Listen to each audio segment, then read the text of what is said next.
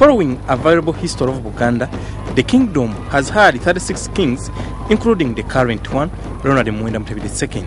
According to Uganda culture, when the Kabaka dies, he is supposed to be buried in his palace, which later turns to be a tomb.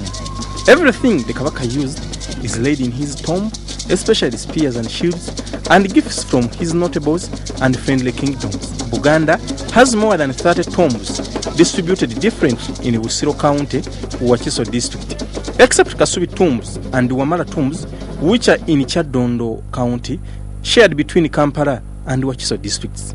The origin of the tomb practice cannot easily be traced and explained, with the first Kabaka Kintu believed to have disappeared in the forest and still lives, but used to live in Nono or Suju. The burial ground of his successor, Chwade I, remains unknown.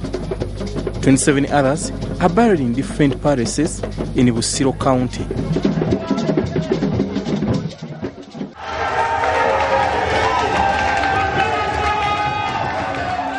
The Baganda treasure their culture a lot, and they take Kabaka as their social and cultural head.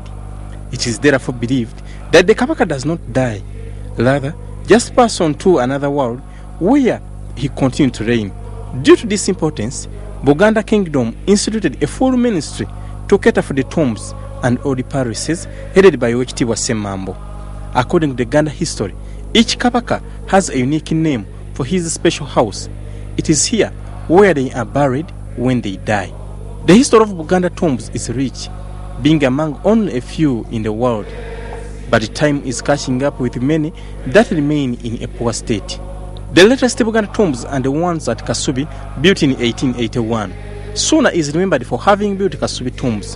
Kasubi was his first palace after his enthronement, but he decided to go back to Wamala to be close to his mother, for whom he had built a house at nearby Kagoma.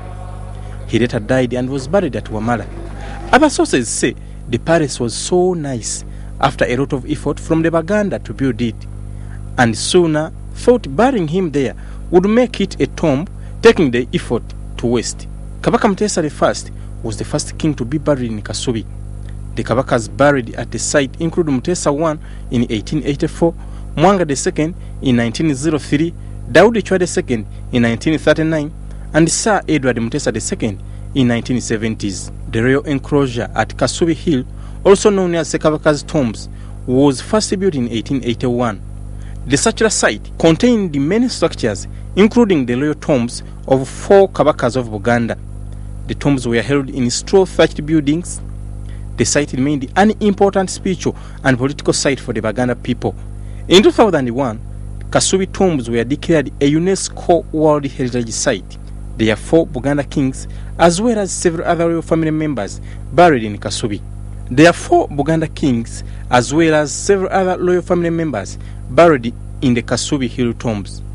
However, small houses nearby were constructed to house the remains of the widows of the Kabakas. The Kasubi Hill tombs of Buganda kings were built with organic material in a traditional style of Uganda architecture and palace design, reflecting years of technical advancement. The domed construction and thatched circular building was said to be the largest of its kind.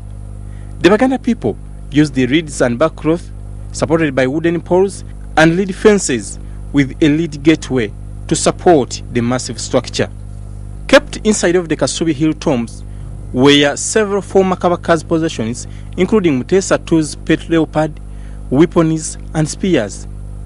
Fetishes are also kept there, and various musical instruments. There is a curtained-off area of royal ceremonies and consultations with the spirit world and the ancestors. Unfortunately, some of these went up in flames when disaster struck on the 16th of March 2010. Kingdom authorities are reluctant to explain what was saved. Tomorrow, we'll look into the unanswered questions to the fire, and if anything, what the probe team found. Ndaria Mukasa Mutyaba, WBS TV.